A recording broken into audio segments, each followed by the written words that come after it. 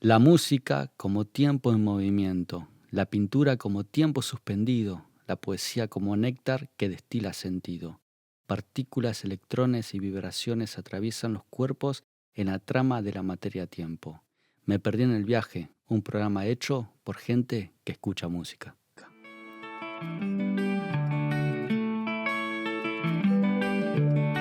Hola, esto es Me perdí en el viaje y hoy tenemos la visita de Laura Lupardo. Laura González Lupardo. Bienvenida. Gracias por invitarme. Para darle play a este viaje, me gustaría saber quién sos. Mi nombre es Laura, soy ceramista, trabajo como ceramista en un taller que se llama De la Quema. Hace 11 años nos dimos cuenta el otro día con mis alumnas. ¿Hace cuánto tenés el taller? Hace 11 años tengo el taller. Vivo con 2 perros, un gato, soy de Escorpio. ¿Cómo empieza tu relación con la música? Puede haber 2 vertientes. La música como lenguaje artístico siempre estuvo dentro de mi familia, como los otros lenguajes, los actorales o los visuales o los audiovisuales. Siempre estuvo dentro de mi familia, puede ser por mi tía, Claudia, y de la música que escuchaba cuando era chiquita y de quién me inculcó la música, que es mi papá. Cuando nos llevaba a la escuela, me acuerdo, siempre tengo el recuerdo de que prendía un Doge 1500, no sé si era 1500 o 600 amarillo, escuchábamos Papo y Orio a la mañana, o por ahí te ponía la Ralde en el equipo de casa. Cuando el hombre se planta y canta fuerte, pa' que sientan los sordos si es preciso, se hacen polvo las piedras. ¿Y en qué momento empezás a generar tu identidad musical? Y en la adolescencia las bandas empezaron, era Papo, Almafuerte y Orio. Con Toro y Pampa armé la impronta, iluminando hacia el costado imaginario. Y después fue variando me hice amiga de los chicos de la cuadra del barrio, a Damas Gratis, Cumbia Villera. Y después en el secundario, amiga de músicos también, La 25, Viejas Locas, El Piti. Las horas van pasando y yo sigo soñando. Hace como 2 días que no puedo racionar. Después de tantas... ¿Qué más? Villanos, me acuerdo que me gustaba mucho. ¿Te acordás de esa banda que tenían una remera todas con rayitas? Bueno, en definitiva creo que la respuesta es en la adolescencia. Claro, y en esa época estaba en auge las tribus. ¿Las tribus? Sí, dale, lleguemos. Éramos tribus rolinga. Éramos rolinga. Que... Éramos rolinga del Plan 5000 y del FONAVE 42. Y sí, otra historia. Sí. Las fotos eran Arroyo, me acuerdo. ¿En qué momento te decidiste por estudiar artes visuales? Estudié una tecnicatura de cerámica industrial en el Fernando Herranz de Córdoba. En realidad, como el arte siempre fue parte de nuestras vidas, de mis hermanos y yo, de mi familia, yo quería ser periodista. Estaba entre periodista y psicóloga. Como acá en ese momento la carrera de periodismo no estaba, me fui a vivir a Córdoba, pero porque además mis amigas también se habían ido todas a vivir a Córdoba. Lo que me pasó fue que sí, empecé la licenciatura en comunicación social, pero no me encontraba en ese lugar. Tenía como una crisis de identidad tuve una crisis de identidad muy grande entre los 19 y 20 años. Hice primer año de la carrera de comunicación social y bueno, y hablando con mi vieja, ¿qué hago? Y bueno, haz lo que sabes hacer, que es cerámica. La primera vez que hice cerámica fue a los 13 años en el taller de Natalia Orsi. Y de ahí empecé a hacer cerámica y me quedé en ese lugar, en ese lenguaje. Mira, no... El único dato que tenía de vos que eras rolinga. Después la parte de cerámica con Nati Orsi. Sí. Mira, y bueno, arrancaste como todo, ¿no? La cerámica utilitaria y escultórica y bueno, en la escuela lo que aprendí es la que es más industrial, en donde aprendes matricería, a hacer los moldes y a producir en serie. Pero no me dedico a eso, me dediqué a hacer taller y a enseñar más la utilitaria y artística. ¿Y en la carrera? ¿Cómo fue ese transcurso? Bien, tranquilo, lindo, qué sé yo, mucho conocimiento.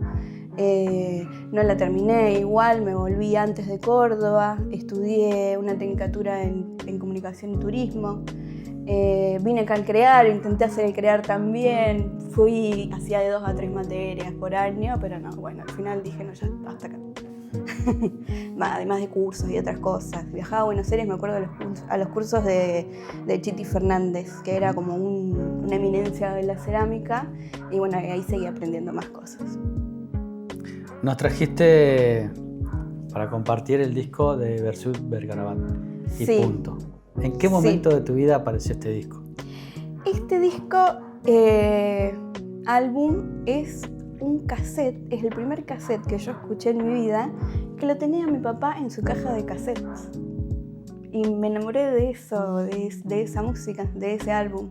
Y bueno, y a partir de ahí fui muy fan y cada vez que venía a la Versuit a Santa Rosa, era ir a ver la Versuit a Santa Rosa. Con respecto a la música, a cómo me relaciono con la música, eso también es muy importante. Me encanta muchísimo ir a recitales. Recitales acá en Santa Rosa, la música de la gente de la ciudad, y también ir a festivales a Buenos Aires o a bandas internacionales en otros lugares.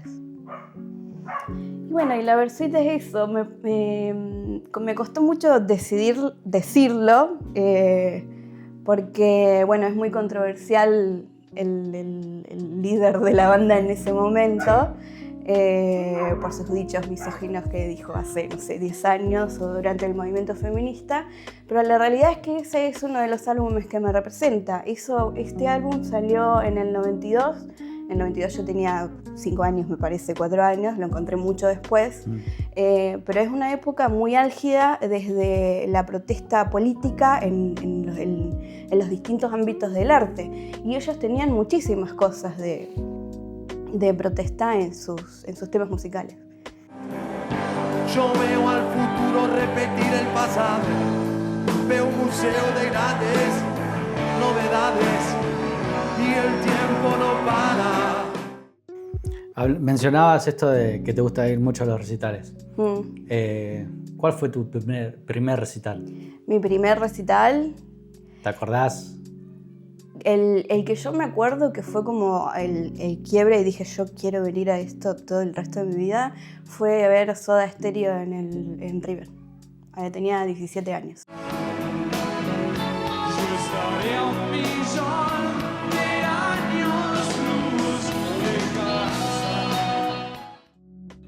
¿Sí? Sí. ¿Viste a Soda Stereo? Vi a Soda Stereo en River. Fui con mi hermano, pobre mi hermano, que me tuvo que acompañar, que era de otro palo de musical completamente distinto, que además lo perdí en ese recital porque era tan grande y era tanta la gente que lo perdí. Me acuerdo que en ese momento teníamos los primeros celulares, yo tenía un Iron blanco, obviamente no había señal, y lo perdí y le dije, bueno, no sé, cualquier cosa nos encontramos en tal lugar. Lo perdí, me ahogué, me acuerdo que fue como una cosa así de gente hacia adelante cuando salió Gustavo Cerati, me ahogué y me tuvieron que levantar porque no se podía respirar. Eso fue como traumático y al mismo tiempo maravilloso. Dije, wow, qué poder, cuánta gente y qué poder tiene la música en vivo. Para aquellos que no fueron nunca a un recital o que no tuvieron la experiencia de un recital multitudinario, ¿qué se siente?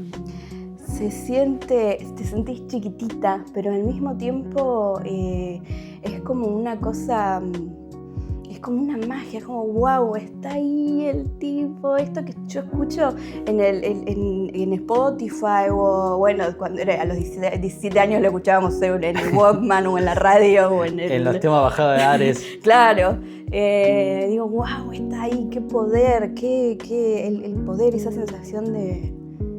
Cómo conmueve, ¿no?, la música en las personas y cómo marca también distintas etapas o distintas cosas de tu vida. Y a partir de ahí decidiste ir a cuál recital. El que pudiera y si tuviera el dinero iría, sí.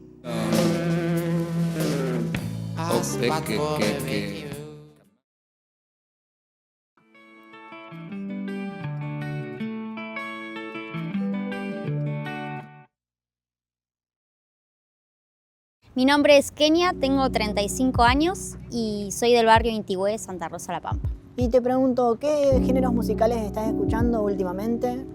últimamente estoy escuchando música de la India, música árabe, música egipcia y algo de lo que es música árabe y egipcia actual, como urbano, algo así. ¿Qué artistas, bandas, músicos, músicas de ese género recomendarías para que alguien escuche? Hossam Ramzi. Bueno, ¿qué disco recomendarías? O sea, puede ser de ese género o de otro género. Volumen 1 de Papo, de Tool, todos, Lateralus y a ver, ¿qué más? Una banda que no sé si se conoce mucho es Detective Iran. ¿Y último recital al que fuiste? Black Sabbath. ¿En dónde? En el 2014 en La Plata. Laura Lupardo moldea el barro como si estuviera armando una canción de rock de los 2000, intensa, sensible y con la electricidad justa entre la melancolía y la rebeldía. Ceramista y gestora cultural, su obra nace desde lo artesanal, pero vibra con la energía de una generación que encontró belleza en las grietas y poesías del caos cotidiano. Desde su taller de la quema y espacios colectivos de arte, la arcilla se transforma en memoria viva. Hay algo de la crudeza emocional de Catupecu Machu, de la sensibilidad urbana de Babasónicos y del pulso existencial de callejeros en sus piezas. Texturas imperfectas, formas orgánicas y objetos que parecen sobrevivir al derrumbe para volver convertidos en arte. Su cerámica no busca lo decorativo solamente, busca contar historias. Mujeres, espinas, transformaciones y resistencias aparecen como símbolos recurrentes en una obra atravesada por una mirada social y emocional profundamente contemporánea. Como esos discos que mezclaban angustia, belleza y catarsis, Laura trabaja el barro desde un lugar visceral, fuego, manos y emoción cruda. Cada pieza parece salida de una madrugada eterna, entre hornos encendidos, canciones sonando, bajo el eco de una generación que aprendió a convertir las cicatrices en identidad. Y siguen sonando así, sonando rock and rolls.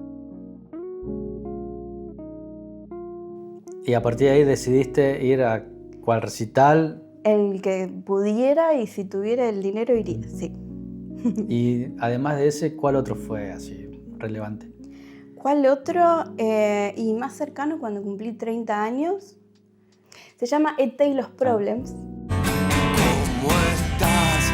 Sabías que algún día me ibas a llamar. Busqué por todas partes, ahora ¿dónde estás? Fuimos a verlo a un barcito en San Telmo, los dos. Yo cumplía 30 años, era un 9 de noviembre, un sábado 9 de noviembre, que fue maravilloso. Todo era como que... Era como sincronizado. Llegábamos, entramos al barcito, un lugar, toda la gente divina, la música no estaba tan fuerte, nos convidaban empanadas, la birra estaba fría, el lugar tenías que subir una escalera en donde los chicos, era en la época de Macri, los chicos todavía no habían llegado, estábamos todos esperando, pero había aire acondicionado, no estábamos apretados, éramos todos más 30, el baño estaba limpio, tenía papel higiénico, era como una cosa maravillosa. O sea, llegan los chabones contando, ¿viste? La odisea del ferry, porque los del ferry estaban el buquebús estaban en huelga, porque no cobraban sus sueldos. Así que nada, eso. Ese fue uno de los otros recitales muy... Fue el ideal de recital. Fue como, claro, sí quiero esto, quiero seguir haciendo esto. Claro. Fue muy lindo. Fue muy lindo cumpleaños, fue muy lindo recital. ¿Y aquel recital que no le disfrutaste tanto por X motivo? Fui a ver Los Gardelitos en Córdoba. Oh. Pero no por la música, sino porque era un kilo. Hay Sí. un momento en la vida en que uno ya no se banca ciertas cosas. Era mucha más gente de la que entraba en el lugar. No me acuerdo el lugar, quedaba en el Abasto. Fui 2 veces, tenía una amiga que era súper fan de Los Gardelitos. Fuimos el viernes y el sábado era como que, ay, la puta madre. Era una fila para ir tomábamos birra, estábamos muy apretadas y para ir al baño era mucha fila. Entonces estabas media hora perdiendo tiempo haciendo fila y perdiéndote el recital al que habías ido. Entonces ese fue uno de los que por lo menos me acuerde ahora que no me haya gustado. Pasan los coches ligeros en el barrio del Abasto. Cualquiera se viene al pasto por seguir esa carrera. Y es lindo el tema de los recitales, el ritual, ¿no? Más que nada si viajás a otra provincia a ver una banda y si vas en los famosos colectivos del Topo, toda esa mística que sí. Que van cantando, sí, está buenísimo. Me recuerda mucho hay un documental de Lito Solari donde le hacen una entrevista a un flaco y él dice, ir a un recital del Indio es como que tu equipo de fútbol meta un gol cada 3 minutos.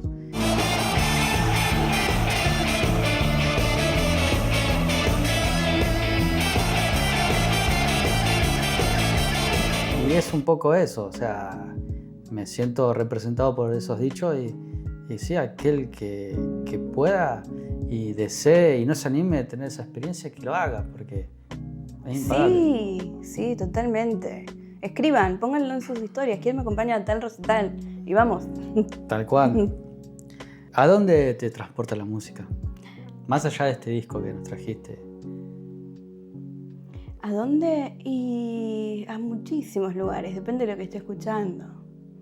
A veces la música me transporta a situaciones tristes, a llorar y acordarme de gente o acordarme de cosas feas. Te transporta a juntadas con amigos, te transporta a personas que han pasado en el recorrido de tu vida. Es muy importante la música. ¿Dónde está la conexión con la cerámica? ¿Dónde encontrás vos la conexión esa? La conexión, y bueno, la cerámica, por lo menos en el momento, durante el proceso creativo de hacer obra, es un momento muy introspectivo, por lo menos para mí, y bueno, y la música es como la que siempre está de fondo. Hay épocas en que es la Versuit, hay épocas en que es escuchar Bad Bunny a todo volumen, hay momentos, y bueno, y los últimos momentos que tengo es Él mató a un policía motorizado, que soy muy fan, que cada vez que puedo voy también. Más o menos bien, más o menos bien, más o menos. ¿Cómo describirías a Él mató? A Él mató, ay, son todos muy tiernos, son muy buenos, es como la música, el rock indie que siempre habla del amor y... Todos peluchitos. Nada, todos peluchitos, lindos, limpitos, no como estos mugrientos de mierda. No como los Gardel. Claro, nada, muy música de Palermo, súper bien. Claro. Ninguna protesta, nada, todo es amor y paz. Estos no, estos le cantaban a los presidentes, a Caballo, a las injusticias. ¿Cómo te llevas con el tiempo? ¿Con el tiempo? ¿En qué sentido? En un tipo filosófico. Filosófico. Uy, cuántas respuestas. No sé, el tiempo te limita. El tiempo es una mierda, qué sé yo. Trato de no pensarlo, pero sí, todo, no sé, me resulta, cada vez que, si me pongo a pensar en el tiempo, me connota algo muy negativo, como que te limita, que te frena, las edades, si tenés cierta edad, o qué hiciste a cierta edad, hasta dónde, o los límites sociales que te ponen a esta edad, estas cosas, cumplir estas cosas, eso me lleva el tiempo. ¿Hay un tiempo para ir a un recital? No, nunca, jamás en la vida. En eso coincidimos. ¿Qué me recomendás escuchar? ¿Qué te recomiendo? Bueno, Taylor's Problem, Bestia Bebé, te recomiendo escuchar.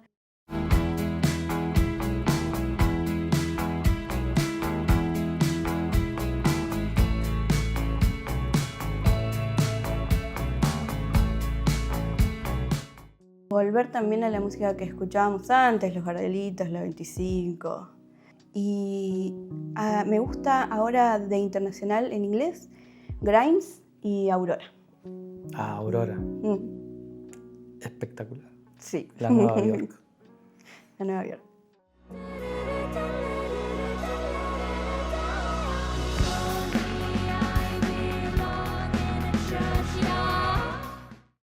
Lau, Muchísimas gracias por venir. Bueno, gracias por invitarme. Esto Me Perdí en el Viaje y quédate que tenemos más.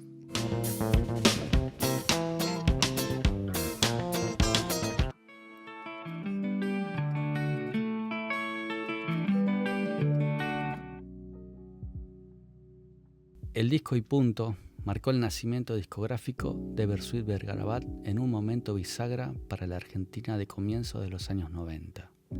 Publicado en 1992, el álbum apareció en una escena donde el rock argentino empezaba a convivir con el desencanto social, la cultura del exceso y las transformaciones económicas neoliberales.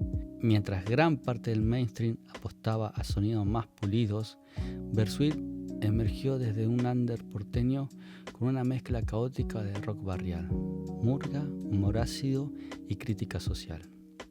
La banda venía formándose desde fines de los 80 en el circuito alternativo de Buenos Aires, primero bajo nombres absurdos como Mutantes, Henry y La Palangana, hasta consolidarse como Bersuit Vergarabat. Esa idea desprolija, teatral y marginal ya estaba presente. Y Punto, un disco visceral, con sonido crudo y letras que retrataban personajes urbanos, locura, pobreza y descomposición social. Musicalmente, el álbum todavía estaba más cerca del hard rock y del rock experimental que de la fusión latina que haría famosa la banda años después. Sin embargo, ya aparecían señales de su ADN definitivo: percusión desbordada, clima carnavalescos y una mirada profundamente argentina sobre la realidad cotidiana. Temas como Homenaje a los locos del Borda conectaban con la fascinación de la banda por los márgenes sociales y por el universo de Hospital Borda, símbolo recurrente de la estética bersuitera. Yo veo al futuro repetir el pasado. Mi ametralladora está llena de magias. El gran punto de quiebre del disco fue El tiempo no para, versión en español de la canción del músico brasileño Cazuza. La interpretación de Gustavo transformó ese tema en el primer himno de la banda y le dio una repercusión inesperada dentro del rock nacional. La canción condensaba perfectamente el espíritu de época: hastío, velocidad social, desencanto político y una sensación permanente de crisis emocional. La presentación oficial del álbum fue en el mítico Cemento, templo del under porteño, con invitados como Miguel Zabaleta y Enrique Sims, figuras que representaban la contracultura de aquellos años.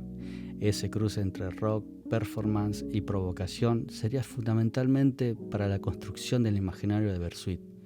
Con el tiempo, Y Punto quedó como una fotografía imperfecta pero poderosa del nacimiento de una de las bandas más importantes del rock argentino. Un disco todavía salvaje, antes del éxito masivo, donde ya se escuchaban las semillas de la crítica política, el delirio colectivo y la mezcla popular que más tarde explotaría en álbumes como Libertinaje o La Argentinidad al Palo.